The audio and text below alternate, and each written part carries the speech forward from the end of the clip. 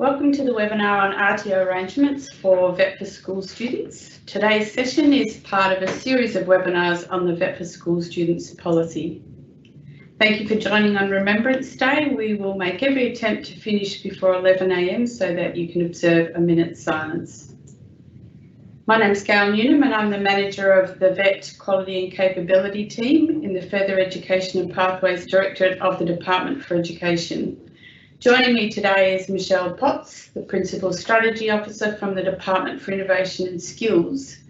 Michelle and I work closely on the Vet for School Students policy implementation, so thanks for coming along today, Michelle. Thanks for having me.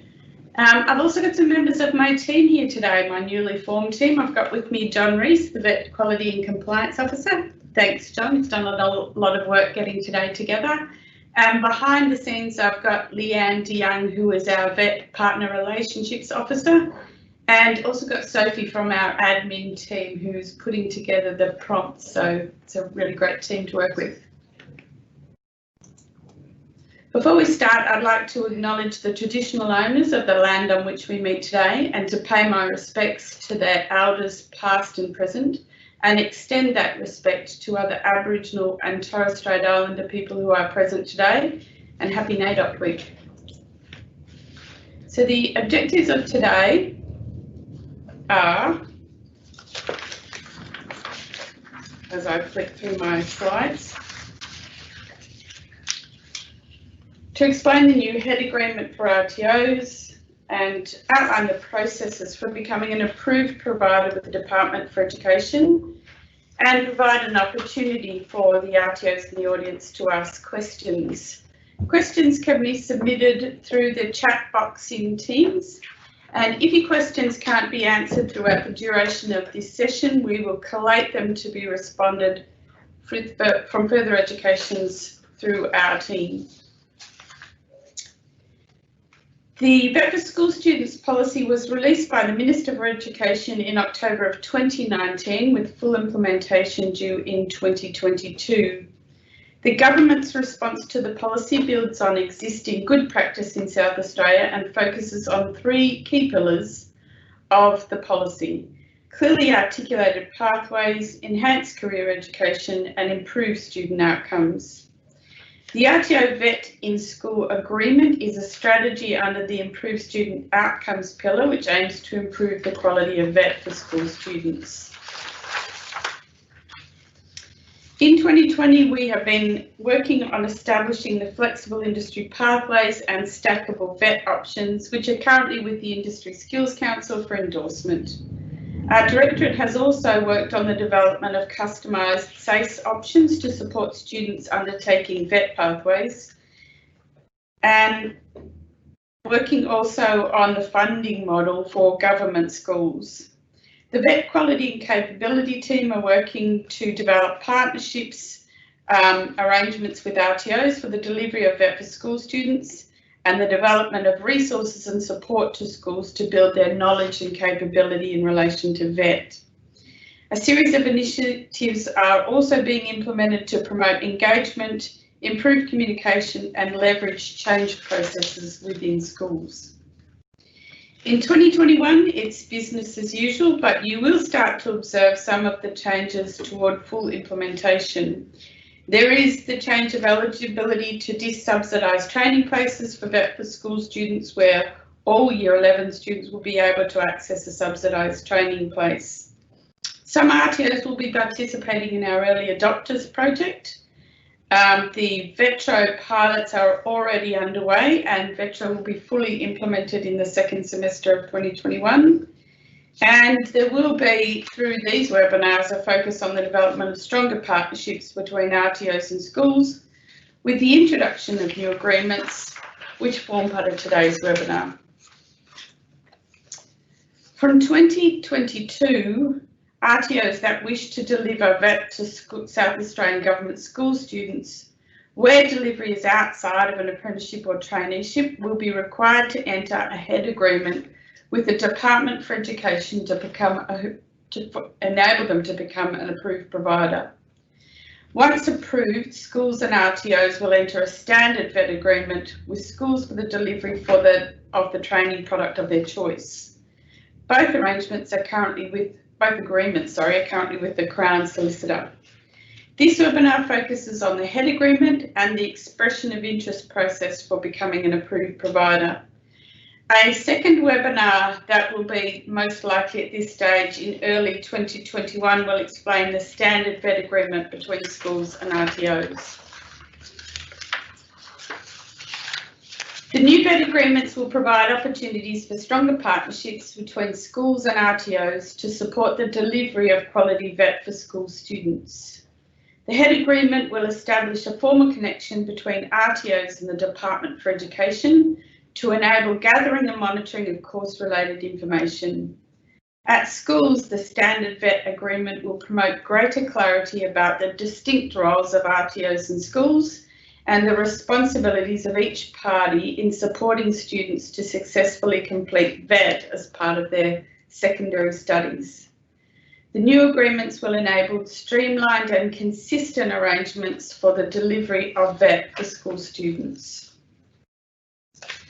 The new arrangements are a part of a series of initiatives aimed at supporting the implementation of the Vet for Schools policy.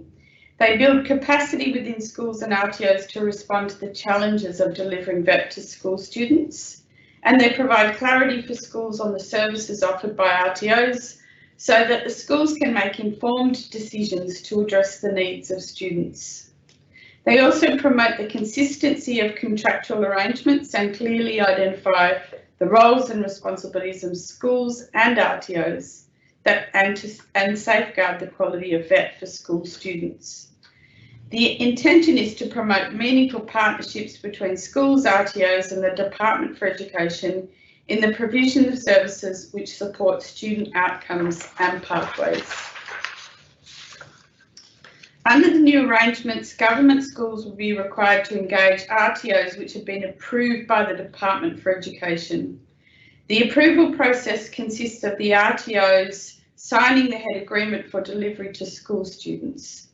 This applies to vet outside of an apprenticeship or a traineeship. RTOs wishing to enter a head agreement with the Department for Education will be required to either hold a current agreement with the Department for Innovations and Skills and/or hold a current membership with a recognised peak RTO body that requires demonstration of quality practices, or be registered as a Department for Education school-based RTO. Where an RTO meets these requirements, they can apply to become an approved provider to deliver vet across government schools. One of the benefits for approved provider RTOs is that they will be included in a central register available to all schools. The register will include details about qualifications and courses being offered by RTOs, and the school will be able to select the provider of their choice directly from that database. When a provider is chosen, the school will contact the RTO to initiate discussions for entering a standard vet agreement, which will outline the specific arrangements between the school and the RTO for delivery.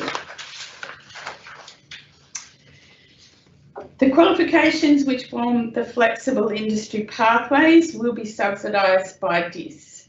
The Department for Education will subsidise some of the qualifications which are delivered only by the South Australian school-based RTO. The subsidised training list released by DIS will provide information on qualifications approved for delivery for school students. This will be the point of reference for RTOs when applying to the Department for Education to become an approved vet for school students provider. Stackable vet can be delivered as fee for service without being linked to subsidy incentives. There's an opportunity now for us to take some questions, and I think there's a few coming up on the screen. Did I miss one? I thought there was one there. No? Oh, okay. So the question is, and I think this is one for you, Michelle, what will the arrangements be for students intending to follow the TGSS pathway in primary industry and animal care? So current TGSS arrangements remain unchanged for 2021. From 2022, the courses that are subsidised by DIS, as mentioned, will be listed on the STL. And so, you know, in terms of those courses, they will be listed there. Our intention is to provide RTOs with information about those courses early February next year, along with Vet for School students guidelines as well. In terms of funding allocations, the subsidies will remain as they are. There's no intention to change that. And as our RTOs know, we don't regulate the course fees. So in entering an agreement with the Department for Education around how things might be delivered a little bit differently to how they are today, RTOs will need to take that into consideration when working out their course fees and what they tell the Department for Education that they're going to charge in terms of course fees. Thanks, Michelle. No problem. There's another question there. Will schools have funding allocations to top up subsidies where units of competence subsidies are not sufficient to meet the cost of delivery? So the Department for Education is currently working on our funding guidelines for VET. That's a revision of funding. And so at this stage, I'm not able to give a response to that, except to say that school governing councils do work out how prices are set, passed on to students, and that will remain the situation. I think that's all the questions that we've got at the moment, which means that I can hand over to John, who's going to talk you through the process of becoming an approved provider. So just to continue on that conversation, the application process to enter a HEAD agreement will start when the flexible industry pathways in Stackable VET are endorsed by Industry Skills Councils. So they're currently sitting with the Industry Skills Councils. And the RTOs will need to complete an application form and submit to education.pathways@sa.gov.au, which is the email that we generally use for queries as well. The form will be sent to all RTOs registered into this webinar, but RTOs who were not registered can request the form using that same email address. Applications will be open for RTOs interested in the delivery of Stackable VET in 2021 and for the delivery of qualifications under a flexible industry pathway in 2022. Applications for delivery under FIPS will start in 2021 as well, before the start of course counselling at schools for delivery in 2022.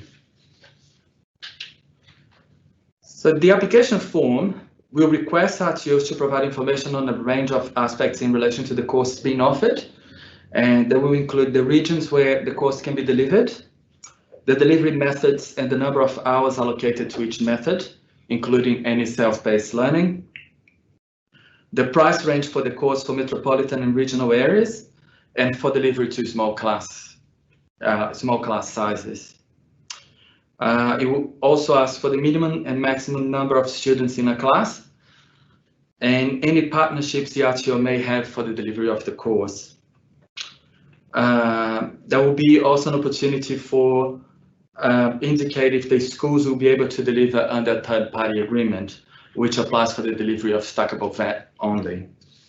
So that will give clarity on what's being offered and assist schools to make decisions about the course most suitable for their students.